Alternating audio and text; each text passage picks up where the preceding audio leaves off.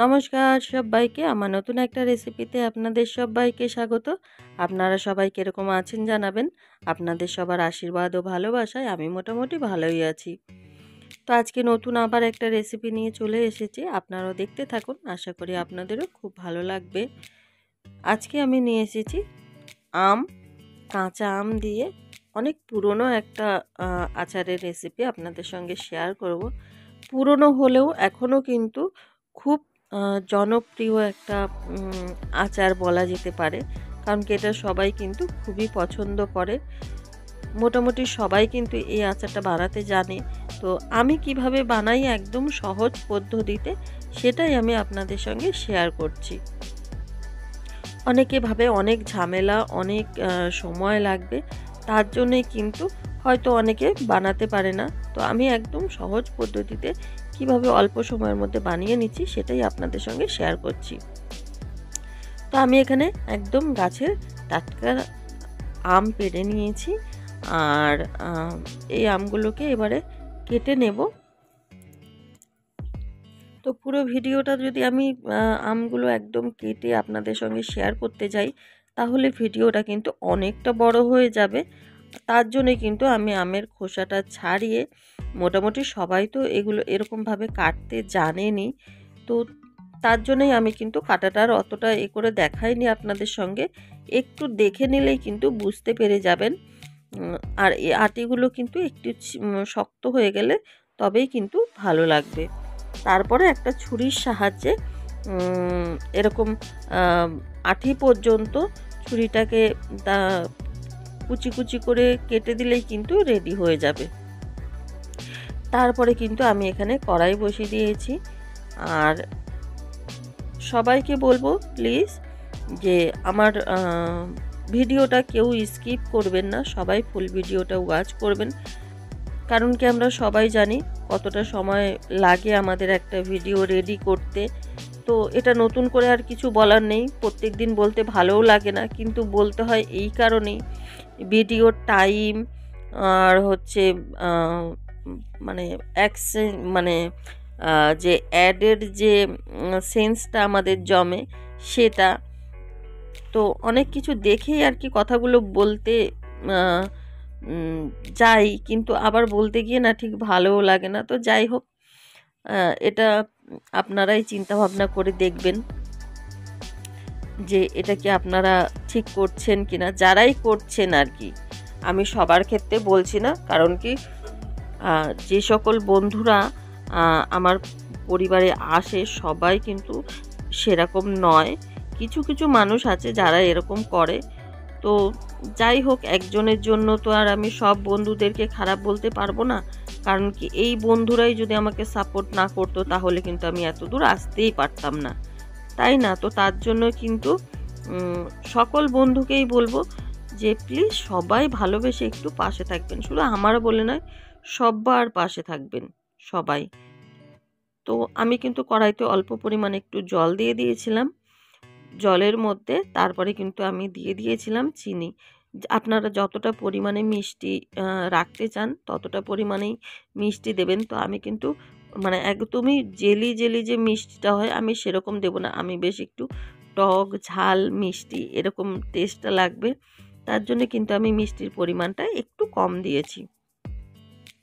আর অনেকে এটাকে কেটে হয়তো ভিজিয়ে রেখে দেয়, তো আমি কিন্তু হাতে সময় ছিল না বলে ওই যে বললাম একদম অল্প সময়ের মধ্যে কি করে রেডি করে নিচ্ছি সেটাই আপনাদের সঙ্গে শেয়ার করছি।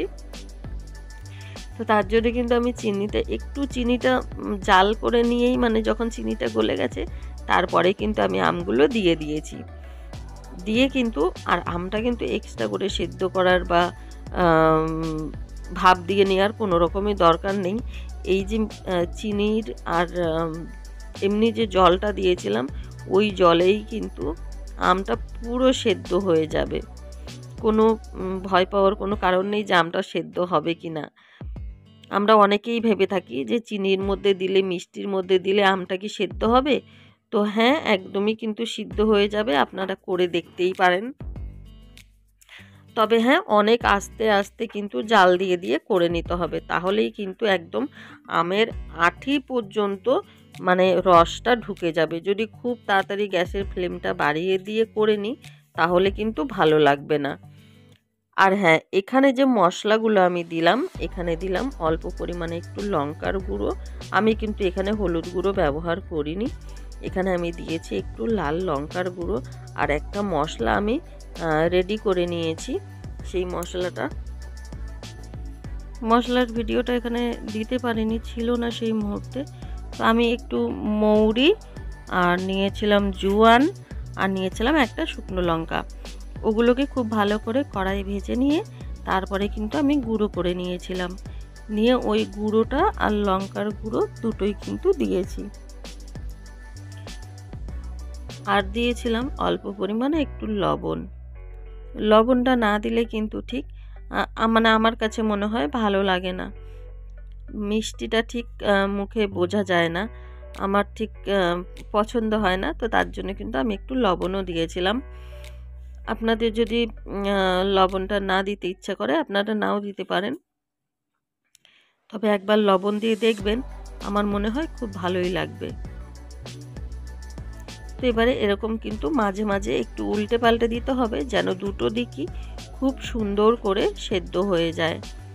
না হলে তো জুসগুলো সব দিক থেকে কিন্তু খুব ভালো করে ঢুকবে না, খুব ভালো করে কিন্তু সেদ্ধ হবে না। তার জন্যই কিন্তু 2-3 মিনিট ছাড়া ছাড়াই বা 1-2 মিনিট পর পরই কিন্তু এটাকে খুব ভালো করে এপাশ ওপাশ উল্টে দিয়ে দিয়ে কিন্তু করে নিতে হবে। এই যে দেখুন কতটা পরিমাণে ঝোলটাও শুকিয়ে গেছে আর জুসি জুসি টাইপের হয়ে এসেছে। তো আমি আরও কিন্তু এতটা জুসিও রাখবো না ঝোলটা, আরও কিন্তু একটু শুকিয়ে নিয়ে তারপরে নামিয়ে দেব। এই যে দেখতেই পাচ্ছেন খুন্তির গায়ে কিন্তু লেগে যাচ্ছে বেশ, আর ঠান্ডা হলে কিন্তু তখন এটা আরও বসে যাবে। তো তার জন্য বেশিক্ষণ কিন্তু এই যে দেখতে পাচ্ছেন কত সুন্দর আপন ইচ্ছাতেই কিন্তু এগুলো ছাড়িয়ে যাচ্ছে। আর আটিটা যদি শক্ত থাকে তাহলে কিন্তু পুরোটা ছাড়িয়ে যাবে না, আটির গায়ে সুন্দর লেগে থাকবে। তো এই যে দেখুন আমি একদম নামিয়ে ফেলেছি। কীরকম লাগছে? উফ, যা দুর্দান্ত, যেরকম খেতে সেই রকম, মানে কি বলবো, যেমন সেন্ট সেরকম টেস্ট। বেশ যখন এটা মুখে দেওয়া হচ্ছে না, সে কি বলবো, যেন মানে সে হানি মানে মধু বলে না, ওরকম মধুর মতো যখন মুখে দেওয়া হচ্ছে কি ভালো যে লাগছে বলে বোঝাতে পারবো না। তো আমি কিন্তু একদমই অল্প সময়ের মধ্যে, আমার ওই 15 মিনিট মতন লেগেছে। যেখানে কিন্তু আচার বানাতে গেলে আমরা সবাই জানি আচার বানাতে গেলে অনেকটা সময় লাগে, অনেকটা পরিশ্রম হয়, অনেকটা খাটনি হয়। তার জন্যই কিন্তু আমরা আচার বানানো থেকে অনেকেই পিছিয়ে যাই। তবে এই যে আচারটা আমি দেখালাম একদমই কিন্তু অল্প সময়ের মধ্যে রেডি করে নিয়েছি। আমার তো মনে হয় রান্না করার থেকে আমার কাটতে বেশিক্ষণ সময় লেগেছে। কারণ কি, যেহেতু এই আমটাকে ওরকম করে কাটতে কিন্তু অনেকটাই সময় লাগে। প্রথমত ভিতরের আঠিটা শক্ত হয়ে যায়, সেটাকে দুফালি করে নিতে হয়। তারপরে এই যে ছুরি দিয়ে একটা একটা করে সরু সরু পাতলা পাতলা পিস পিস করে কাটা, এটা কিন্তু অনেকটাই চাপের ব্যাপার। তারপরে হাতেরও একটা ব্যাপার থাকে, যে হাতটাও কিন্তু খুব সাবধানে দেখে শুনে তারপরেই কাটতে হবে, না হলে কিন্তু সমস্যা হয়ে যাবে যে হাতেটাতে কেটে কুটে যাওয়ার। তো যাই হোক, আপনারাও কিন্তু খুব সাবধানে করে নেবেন, একদমই অল্প সময়ের মধ্যে এরকম দুর্দান্ত স্বাদের একটা আচারের রেসিপি বানিয়ে নিতেই পারেন। আমি হয়তো এই রেসিপিটা আগেও শেয়ার করেছি আপনাদের সঙ্গে, তো যাই হোক আজকে আবার একটু শেয়ার করলাম। তো আপনারা সবাই জানাবেন কীরকম লাগলো আজকের রেসিপিটা। আর যদি আমার ভিডিওগুলো ভালো লাগে অবশ্যই একটা লাইক কমেন্ট শেয়ার, চ্যানেলটাকে সাবস্ক্রাইব করে আমার পাশে থাকবেন। আর নতুন পুরনো সকল বন্ধুদের অনেক অনেক অনেক ভালোবাসা আমার পাশে থেকে আমাকে সাপোর্ট করে যাওয়ার জন্য। এরকমই আপনারা সবাই আমার পাশে থাকবেন, সবাই সাপোর্ট করবেন, আমিও আপনাদের পাশে আছি, থাকবো। তো এই তো আজকে আমার রেসিপি ছিল, আপনাদের সঙ্গে শেয়ার করলাম। আপনারা জানাবেন কীরকম লাগলো, আর যদি ভালো লাগে অবশ্যই ট্রাই করবেন।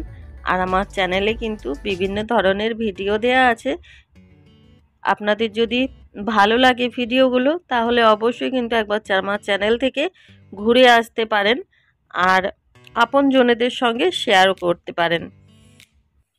তো আপনারা সবাই ভালো থাকবেন, সুস্থ থাকবেন, সাবধানে থাকবেন। দেখা হবে আবার নতুন একটা ভিডিওর সাথে।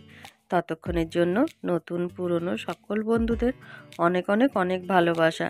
আর এখনও পর্যন্ত এই যে ভিডিওর লাস্ট মুহূর্তে আপনারা যারা যারা এতটা ধৈর্য ধরে আমার পাশে আছেন, ভিডিওটা দেখছেন, তাদেরকে একদম আমার মন থেকে অনেক অনেক অনেক ভালোবাসা।